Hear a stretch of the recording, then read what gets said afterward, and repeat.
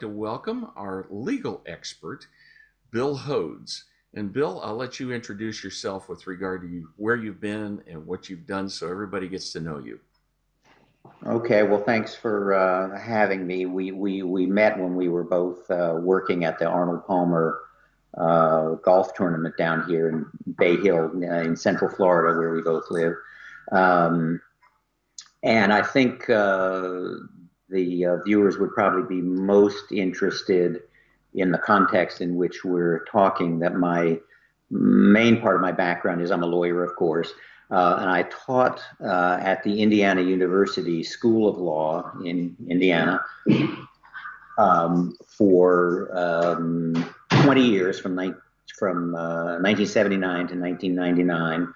And my main areas of concern, teaching and writing, were constitutional law and also legal ethics. And I've written a lot in legal ethics as well. I think your viewers might be interested to know that during the time that I was at Indiana University, one of my students was Mike Pence. And so you could say that I'm responsible in some way. I taught him constitutional law. And so whatever he knows about constitutional law, much of it he's learned on his own, but some of it he learned from me. And a second interesting little tidbit, I think, is that when I was a law professor in my 50s, I took a year off, a sabbatical leave in 1996, and I went and clerked at the U.S. Supreme Court for Ruth Bader Ginsburg, So who you she have had been exposure to the left as well as the right. correct. And I think I was probably the reason I got to know her was she had been one of my professors when I was, in my late 20s, and she's only about 10 years older than I am. She was a professor we kept up over the years. And so I went there in 1996 through 97, those 8, 9 months. I was there the year that Clinton versus Jones was decided, during just before the impeachment proceedings there. And another totally fortuitous circumstance was that the year I was clerking, Ted Cruz was clerking for the Chief Justice, for Chief Justice Rehnquist. So I got to know Yeah, him as well as a younger quite some man. exposure and experience. Yes, it was. Well, that gives you somewhat of a unique view on things as they're happening. Our news of the day is the Fourth Circuit Court of Appeals ruling against President Trump on his immigration order. Now, the immigration order basically said that immigrants from 6 countries, which either have very poorly functioning governments or which are hotbeds of terrorist activity, would be banned from entering the United States for a period of time until we're able to establish proper methods of determining who's safe to let in and who's not safe to let in. The court said, no, that's not going to stand. And the question then is, what are the criteria by which they have to look at this particular order? Because if we look at it, the argument is that his order is proper under 8 U.S. Code 1182 Section F, which simply says he can, by proclamation, say no. That's true, but that issue of whether the order in and of itself was proper really was not involved in the case, and it wasn't involved in the Hawaii case either, Okay, in that's in which the Ninth Circuit. the executive order was also found to be invalid. That's now on appeal in the Ninth Circuit. And I think probably they'll be deciding, fairly quickly.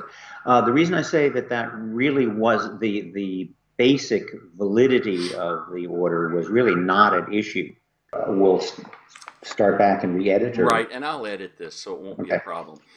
Okay, so I was saying we had a little computer glitch there. I was saying that when both of the original opinions came down, there was a lot of consternation along the lines that you just alluded to, in effect, that, well, wait a second, how can a court object to an order that was authorized by congressional law, by statute, by congressional law? And I think there was even more concern when it was said, well, how can the court stand up for the constitutional rights of foreigners, not people who are already here, Mm-hmm. not legal residents, not anybody, Okay. but there's some a Muslim person, some person in Libya, wherever, Mm-hmm. who is claiming, hey, wait a second, you're discriminating against me on the basis of my Right. religion. That was the claim. Mm-hmm. That, however, was not the claim. The claim was limited solely to Americans, either citizens or persons who are here legally, some other institutions that are American institutions. In the Hawaii case, one of the plaintiffs was the state of Hawaii itself and the university that said, you know, in effect, look, we're not claiming one way or another whether you're discriminating against some foreigners. You're hurting us. You're violating our American citizens' constitutional rights. And the reason they made that argument was, by making this order, what the president has done, and we'll get into whether that's really what he did, but their argument was, you have discriminated between religions. You have said that Muslims are less to be trusted than Jews or Christians or whatever it is. They're claiming, and that hurts me. The counter argument is, no, we're doing 6 countries. But along this point also, this is a preliminary step. It's not a final judgment about whether that is true or not, but rather that the plaintiff, that is the state of Hawaii and these other people, that they are likely to win the case, and therefore we're going to give them some relief ahead of time. Oh, right. No, I wasn't even getting into, you know, whether it was right or wrong. I was just responding to the point, which is commonly made, that what the courts are doing is giving constitutional rights to foreigners, and that is not true. And I don't think that was a serious argument on really on anybody's side. It didn't really come up. The judgment and the commentary that's been out on the judgment already looks at 2 issues that are basically standards of proof, if you will. And there are 2 Supreme Court cases that look at what's going on. The first one is a Mandel case, and that has certain things that are important, that in order for the law or the executive order to be acceptable, it has to pass a couple of tests. What are those tests? Well, let me talk about talk about those tests. But the Mandel case is a further good example of the distinction between extending American constitutional rights to foreigners and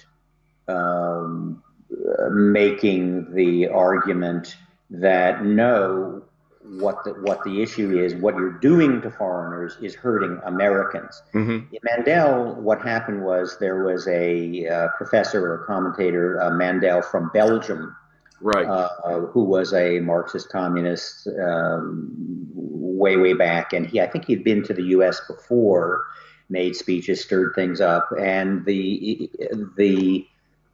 he wanted to come to some conference or to some universities to give further talks, the State Department refused to, or the Attorney General refused to grant him a visa, grant him a waiver. And so there was a lawsuit. But the lawsuit was not literally by Mandel saying, hey, wait a second, I have rights, I have free speech rights in the U.S. No, the argument and the plaintiffs were, we are American college professors, or we are And American. we want him here. Yeah, we are American citizens, And and the we want court to said hear that him. there were a couple of tests that the exclusion had to meet. I didn't hear that. There were a couple, the court said that there were certain standards that had to be met for the exclusion to be Yes, legal. right. But And but those my point standards is were, that the people who claim to be harmed were Americans, not right, okay. Professor But the Mandel. court set up a And set of, the test was really twofold. okay, The Supreme Court, which upheld the State Department's refusal, said we have to test whether this action that's being contested by Americans, not by the Belgian, whether the action that was taken for a purpose that was legitimate on its face. okay, And second, that it was taken for that it was bona fide. I think you may have the actual language there. right, It's 4 words. I think legitimate purpose and bona fide, legitimate on its face rather, and then bona fide, meaning not a sham. right, And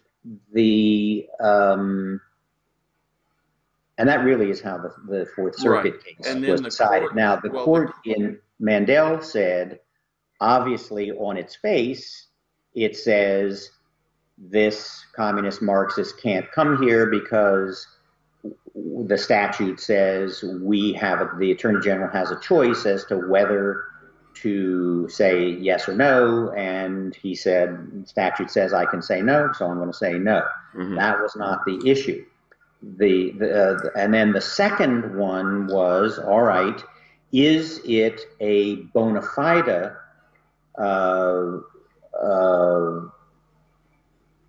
exercise of the Attorney General's discretion? And I think that was fairly easy to say. Yes, he said right out in the open, Now, I don't want this guy coming in here because he's a Marxist. And so the court then said, all right, so it's presumptively valid. We're going to allow the president and his people to have their way in the vast majority of cases. And then we have to say, well, what's on the other side? And they said, well, yes, there are First Amendment rights here. It's not just the right to speak, but it's the right to hear. But they said we're not going to weigh one against the other. And there are 2 other cases that have been mentioned, Fialio and Din, that both expand on Mandel and basically emphasize that looking behind the bona fides is largely something you don't do. Is largely something that you don't do. But that's, I think, what now brings us to the Fourth Circuit case. And my own view, just to cut to the chase at the end, and then I'll go back, is that I think it was a stretch. They went too far, but that it was a very, very close case, wasn't obviously wrong. But in particular, it was right in that it followed the basic pattern that had been laid out in Mandel fairly well. It just came to a different judgment on the bona fides question. Well, and here's how it came about. The challengers, Americans who had family, a wife or something over who wasn't not going to be allowed to come here, said, wait a minute, you can't do that. It may or may not be hurting some foreigners, but it's hurting me. It's establishing a religion. It's making my children ashamed to be Muslims, all of that kind of thing. And the Fourth Circuit started out by saying, based on Mandel, we are going to assume that we are going to give the president a very strong presumption of correctness. We are going to say that we are going to defer. We are not going to lightly overturn. Then they went overturn. and they pulled up very specific campaign statements to say that this violates what's known as the Lemon test, that this facially correct item can't be phony cover for something else. Right. And they argued that. And the question that comes from all of this is that the fact? Because they're saying it's a religious test. And when you have 6 countries are listed, and in the order, each of the 6 countries has a very specific security reason given, and those 6 countries constitute less than 15% of the Muslims in the world, how can it be a Muslim ban? Then well, I think it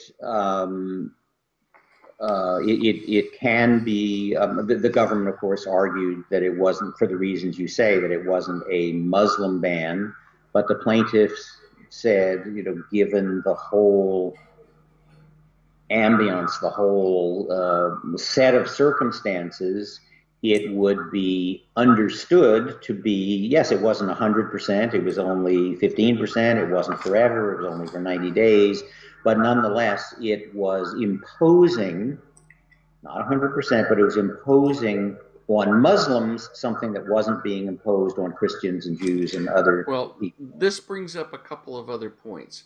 First is a couple of statutory points. If we go back to 1952, the Immigration and Nationality Act gave special immigrant status to ministers. It didn't say what religion, which clearly discriminates against atheists. Then when we go to the Lautenberg Amendment in 1989, it favors Jewish immigrants. And you look at this and say, wait a minute, we have statutes which are clearly religious oriented, and they've never been overturned. They've never been rejected, and nobody even asks questions about it. These are clearly religious preferences, and they're with regard to external persons coming to the United States. Right. Well, I think the lesson of the current case is maybe somebody should have challenged those. I think they might well have been unconstitutional. Okay. And of course, in those days, the Establishment Clause, the discrimination between all religions and non-religion, was not as well established as it well understood today. Mm-hmm. But just to get to make sure we understand what the Fourth Circuit did and didn't do, they said, I think something that you alluded to, which is in Mandel itself, since it has to be, in order to even get into the ballpark, you have to pass 2 tests. It has to be non-discriminatory and not a religious test on its face. And they agreed with that. They said this was territory related, not religion related. It doesn't apply to all the arguments you just made. The Fourth Circuit agreed with that. They said, but on the other hand, if you just, and I made a comment online last night, if you just simply put lipstick, lots and lots of lipstick, on an unconstitutional pig, it's still an unconstitutional pig, and that's when they got into, was it bona fide or not? And here, again, I think, although I have disagreements with the court about whether they made the right call or not, I think the inquiry is proper. And in fact, if you didn't have that inquiry, we would flip to the other side and we would make the president into a dictator. If all the president had to say is, look, I'm doing it for national security, on its face it doesn't discriminate, but in fact, he was doing things that were totally bogus, that he was just trying to cover up a sham. If that's true, the courts are the only ones who will be able to call foul. And that brings us to an interesting point. The Fourth Circuit was not unanimous. It was 10-3. And granted, that's a big majority. But the 3 who dissented make a big point. And they concede, the court in its language specifically admits that if Hillary Clinton had been elected and had issued the same order word for word, it would be constitutional. And as Alan Dershowitz points out, the court is finding itself in the position of psychoanalyzing the president rather than adjudicating a law. Right. And as I said, I agree that the majority of 10 may have gone too far, but I think it's first important to get clear, and I'm clear, and then a lot of people who object are just saying the whole thing, the whole Fourth Circuit opinion is just a, is just a political acting out. I disagree with that completely. It is necessary for there to be, if separation of powers is to still live, if there is some check, you have to treat the words in Mandel, the bona fide part, seriously, because otherwise somebody could just, engage in a sham, make a whole lot of findings and get some commissions to say some things and hide their discrimination behind some nice lipstick. Well, this raises another question, which is related to all of this, and the terms are justiciability and standing. And justiciability generally says that there is something before the court where there is an injury to be remedied, but this case was brought before any injury could be realized. Is there a problem with this being, as the expression goes, not ripe? And that they actually jumped the gun, bringing it to court before anyone was actually barred from entry? And second, is there any issue of proper standing as a result of this? Well, I think indeed in federal courts in particular, there is a constitutional requirement. Justiciability is not just a convenience or so on. It is the check, the self-check on the courts from straying into areas in which they don't belong. They're not supposed to be the legislators. They're only to decide cases and controversies, which is the language in Article 3 of the Constitution. And so the justiciability, in England, by the way, they say justiciability. I was surprised by that. But justiciability does include ripeness standing and a few others. I think in this case, ripeness was not a serious difficulty. Clearly, if there's an executive order out there and I'm a Muslim legally here in the U.S. and my wife is in one of the 7 countries and already has her airplane tickets or is thinking of coming with the kids, next month or whatever it is, I'm injured right now. There is also, if it's true that the injury that was claimed, and you have to assume it, for temporary, in order to decide the preliminary, that the injury, again, not to the people abroad, but the injury here is I'm stuck here in a country in which they hate my religion. That's a current injury now. So it's clearly right, and that's not an issue.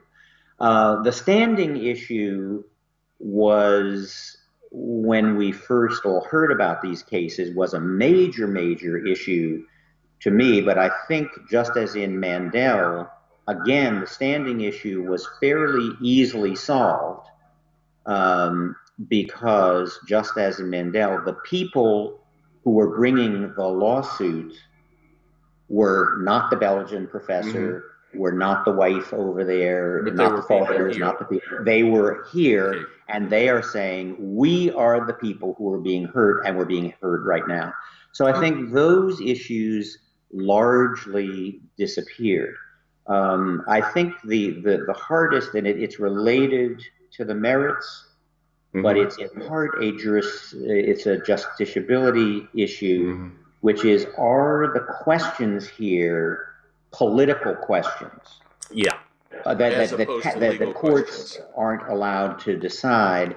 And I think there also the court was correct in saying, no, this is something that the courts really have to decide, because the issue that's being raised by real plaintiffs with standing is, I, an American, am being subjected to discrimination bad, psychological battering because of a discrimination against a religion with which I have some affinity. And so if you say, well, courts aren't going to step in, on that, that's a judgment that only the president can make, then again, what you've done is you've ceded absolute power. It's not just that you're giving him discretion, you're saying, and not just that you're saying we're going to give heavy deference. You're saying we're going to give him an absolute constitutional blank check. Okay. And that would be tyranny of a different kind. Let me ask two questions to wrap this up. Yeah. Under the Constitution, the Congress has the right to establish the jurisdiction of the courts. In theory, could the Congress remove jurisdiction over immigration issues from the courts completely?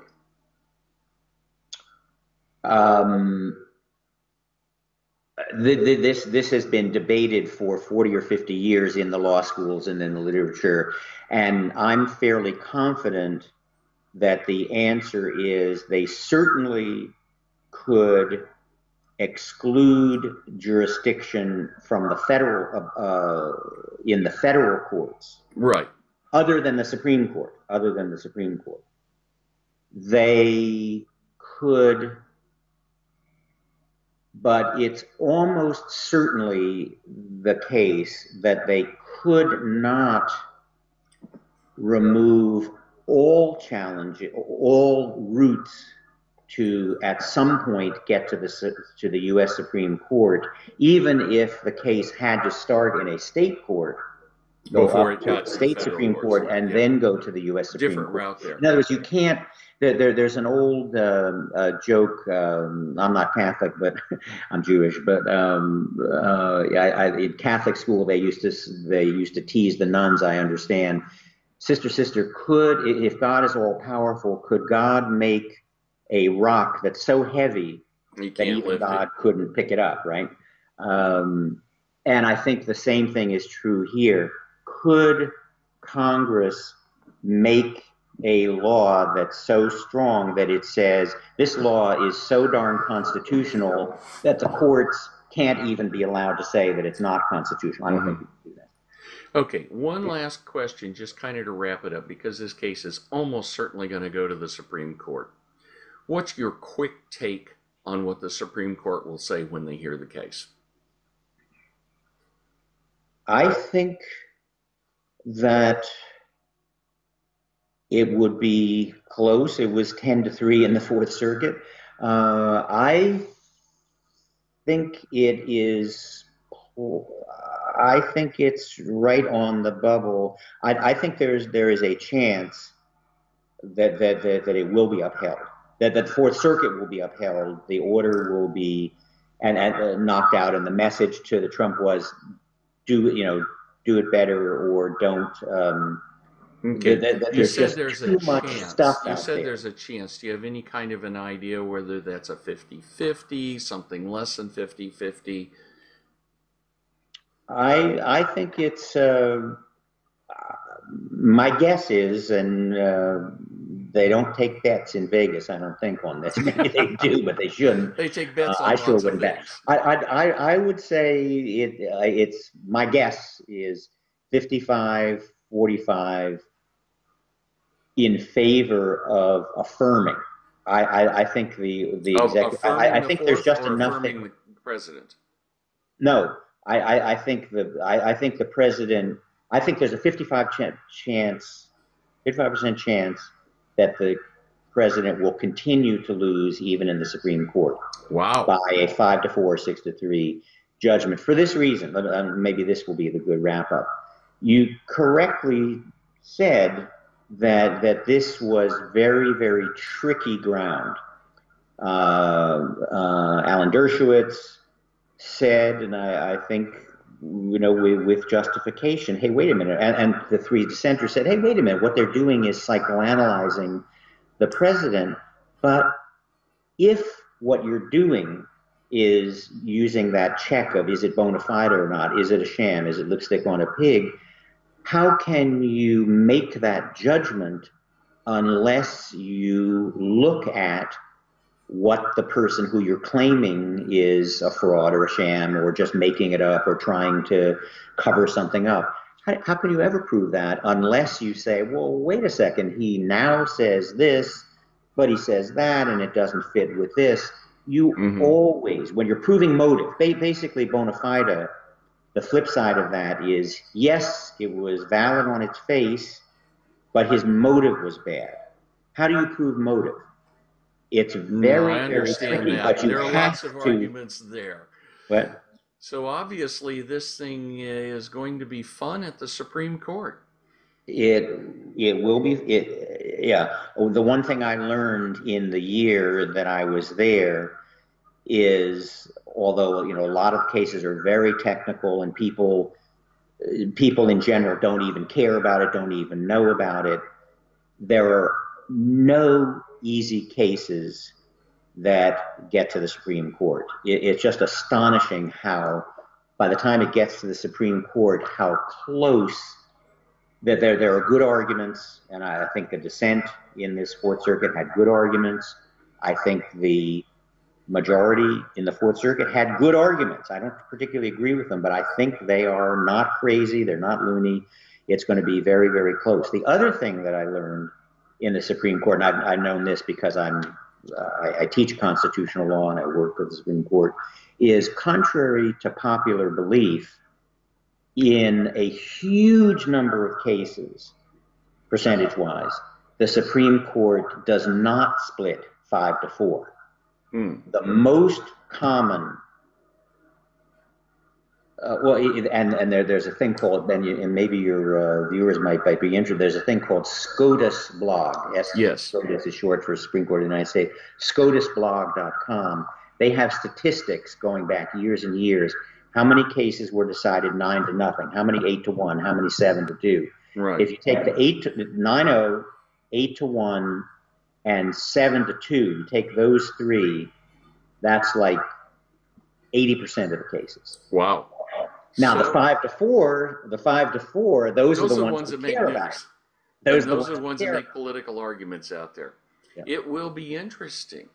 It will Well, indeed. It's not quite what I expected today, but I'm thrilled that you were able to come join us. I'm sure that all of you watching have learned that the law is not quite as clear as the various clickbait sites want it to be. They want it to be cut and dried, no question. And the problem is, it just ain't so. I'm Dr. Ted Noel. Thanks for watching, and thanks to Bill Hodes. Until next time. Thanks for having me.